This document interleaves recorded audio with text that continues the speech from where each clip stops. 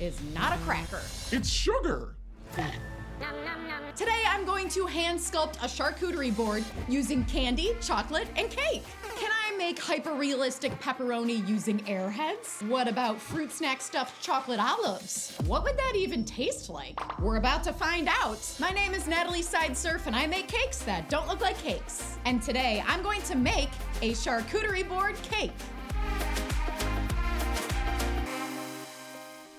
I need a sturdy, flat surface for all my snacks, so I'm gonna try something. I'm taping a wall of parchment paper around a real wooden cutting board. Hopefully it's strong enough to contain a bunch of chocolate, because I'm about to pour a bunch of chocolate onto this cutting board. I'm using chocolate because the cutting board's gonna be cake. If I have a layer of cake and then a layer of chocolate on top of it, it should hold up, as long as this works, of course. I just gotta let the chocolate firm up. 2,000 years later. Look at that. The parchment walls worked. None of that chocolate spewed out the bottom. The cake cutting board is the backbone of this cake. You know, like it's important. This cutting board needs to be two things, flat and realistic. So to make it look realistic, I'm hand painting wood grain. This is really fun. I'm using brushes with stiff bristles, so each stroke leaves brush marks. See all those lines? That's my wood grain. And I'm using a variety of different tones. I've got warm browns and cool browns, and all of that helps to make this look more realistic.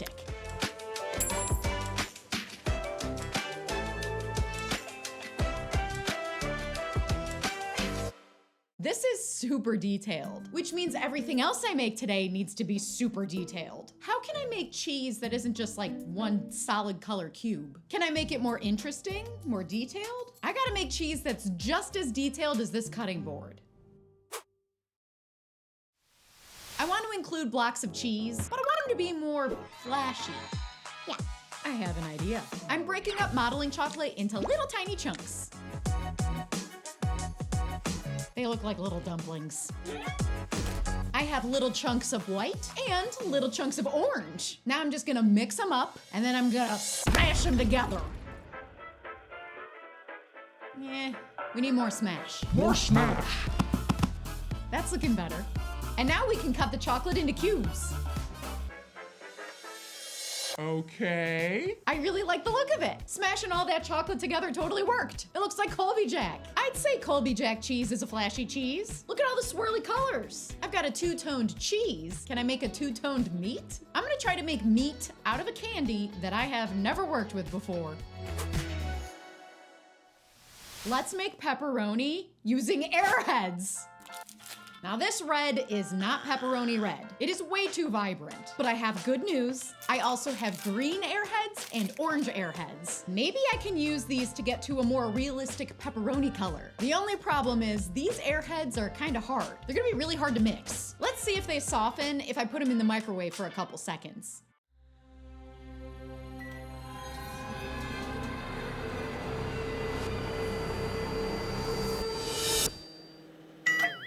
Yes, they are much softer. Now let's mix them up. This is a mixture of 2 red, 1 orange, and 1 green. Let's see how it looks. That's looking more like a natural pepperoni color. I'm gonna mix more. I mixed 3 different types of red and a chunk of solid white. The white is gonna be the fat pockets in our pepperoni. Now, this is where I get nervous. I don't know if this is gonna work, but let's try. I'm stretching each of the colors out into thin pieces. And now I'm laying them all out and I'm mixing the colors. I want it to be super random. This stuff is really sticky, but the gloves are helping. This technique would have been easier if I just used modeling chocolate, but I want my charcuterie to be made of a variety of flavors, not just chocolate. Pepperoni and cheese don't taste the same. Neither do my dessert versions. Plus, Airheads are delicious. I can't stop eating them. All right, it's time to see if it worked. Let's cut this Airhead log to reveal the cross section. I think that looks pretty good. I like it. I really like it. It looks like pepperoni. This is so wild. Now we just need pepperoni casing so we can cover up all these striations. This is so weird. I wish you guys could smell it. It smells like sweet Airheads, but it looks like pepperoni. It's so strange. The outside of this pepperoni is a little too smooth, so I'm adding texture by rolling it on a mold. There we go. That is much less perfect, so more realistic. It's ready. Let's cut a bunch of slices. Wow! This chunk of Airheads is really hard. I can't cut through it. A blade doesn't even work. Okay, I finally got through using this palette knife. This is gonna take me a while. This green knife seems to be working all right. I didn't know it'd be so hard to cut. But it's happening, and the pepperonis look so good. What can we make to introduce a new color? We've got the orange, we got the red. Let's make something green. A nice green something to complement our pepperoni. But first, I am so excited to tell you about today's sponsor, Hungry Root.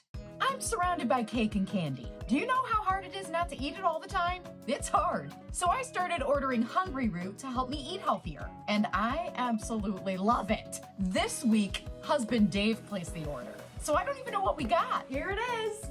Hungry Root recommends groceries and recipes based on what you like and your specific diet. They have great options for the whole family. Oh, Freshmellies. Our daughter loves these. My favorite thing about Hungry Root, besides the fact that they deliver right to your door, is that they make eating healthy easy. You won't find any artificial sweeteners or preservatives in their food. Not even in the snacks. Look at all this food. Dave placed a good order. Take advantage of this exclusive offer. For a limited time, get 40% off your first box, plus get a free item in every box for life. Click the link below or go to hungryroot.com and use the code Sideserf. That's 40% off your first box and a free item of your choice for life. And now back to the cake. This green needs some yellow and some red. The green and yellow make lime green, and when we mix in the red, we're left with olive green, because we're making olives. Just what this charcuterie board needs. Look at this lime green compared to the olive green. That little bit of red really makes a huge difference. I'm pitting each olive with a sculpting tool because I want these olives to be stuffed.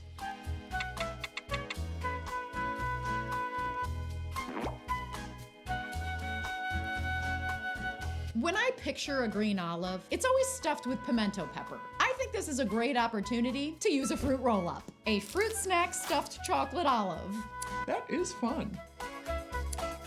And it looks so realistic. Looks just like olives. I would never guess that's a fruit snack in there. What do you think they taste like? I gotta give one a try. I've got one right here. It's actually really good. It's like a white chocolate berry flavor. I don't know why I thought it would taste weird, but it's absolutely delicious. It's so good. We've got some fun stuff happening with this cake. I just feel like we need another cheese. It's a charcuterie board. I feel like one cheese is not enough cheese. Let's make another cheese. We have cubed cheese, so let's make some sliced cheese. Swiss cheese slices. Each slice is gonna have a bunch of holes in it. Did you know that the holes in Swiss cheese are called eyes? He's looking at me, isn't he?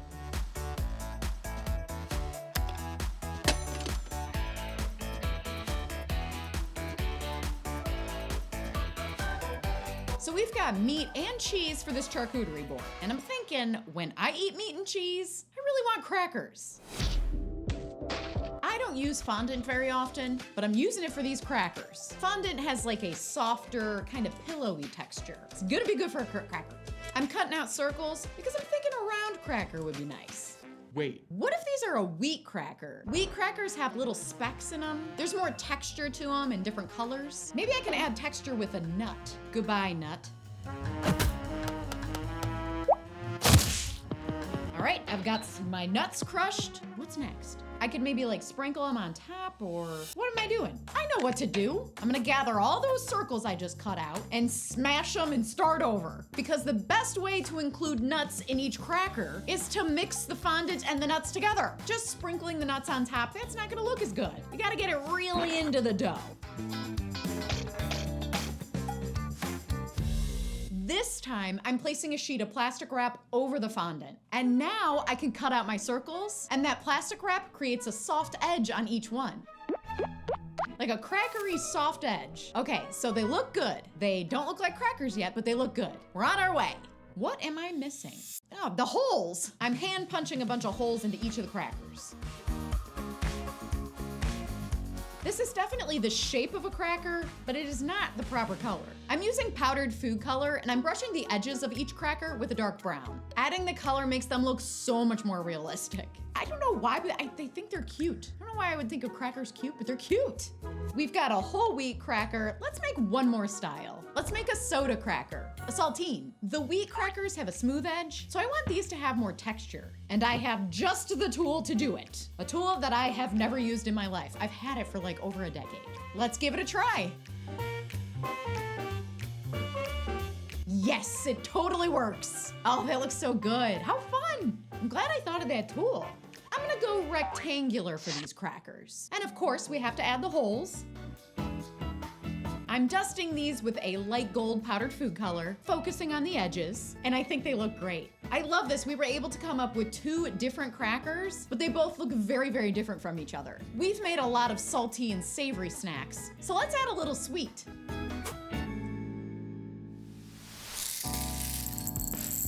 These are black sprinkles, and I'm gonna turn them into blackberries. I've got a cup of water and a mini marshmallow. All I gotta do is dunk the mini marshmallow into the water and then into the sprinkles.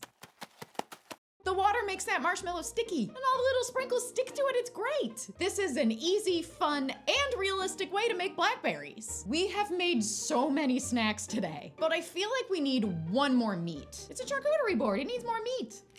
I really want to make a thinly sliced meat, and I know this is going to be difficult, but I want to try anyway. I rolled out modeling chocolate as thin as I could get it. This thin modeling chocolate is going to be prosciutto. Prosciutto is a dry cured ham, and it has a lot of marbling in it, so we got to find a way to create that marbling. I colored some modeling chocolate brown, and now I'm taking my rolling pin and I'm rolling it into each slice. Again, I'm trying to make this as thin as I possibly can. Prosciutto slices are like really thin, and it seems to kind of be working. I don't know yet. I think it looks all right, but it definitely needs more marbling. We gotta get some fat in there. So now I'm going back to the white modeling chocolate, and I'm selectively adding white fatty areas. Now the color is definitely off. So I'm going in and painting layers of color. I wanna create depth. I'm going back and forth with the marbling and the color and the marbling and the color, and I think I've got something that looks pretty close to prosciutto, only it's chocolate. I cannot wait to see everything together. All these different little snacks that we've made. It's gonna look so neat. But before we do that,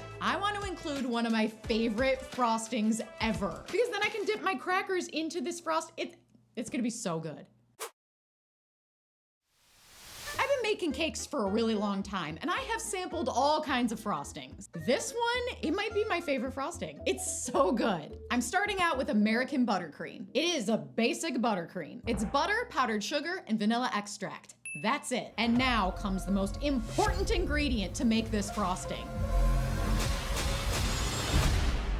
Peanut butter. You just mix that stuff right in. That's it. This frosting is so simple to make, and it's one of my favorites. And I'm not even a big peanut butter guy. It's sweet and salty and nutty, and it looks like dip. It's gonna be perfect for our charcuterie board. We need a dip. I want to include 2 small bowls. One's gonna house the dip, and the other to put the blackberries in. The easiest way to make an edible bowl is with a real bowl. I'm filling a bowl with fondant and then trimming away the edges. Then I set it aside to dry. For the second bowl, I'm icing a round cake and then wrapping it in fondant. So each bowl is a little different. And now I can fill it with our delicious dip. The fondant's dry, so let's see how our other bowl looks. Yes, it looks great. This will be perfect for our blackberries.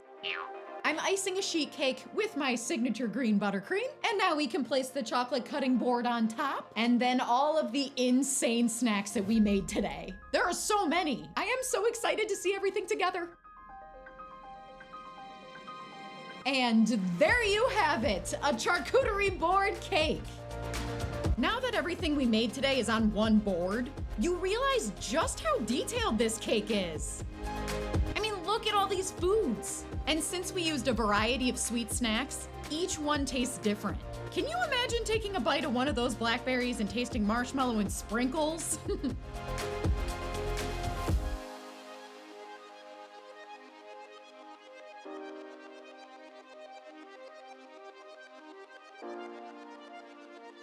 All right, it's time to cut the cake.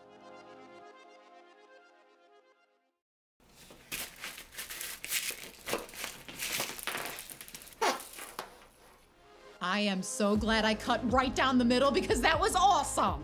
What was your favorite thing that we made today? Let me know in the comments. If you like this video and subscribe to my channel. And I'll see you next time for another cake.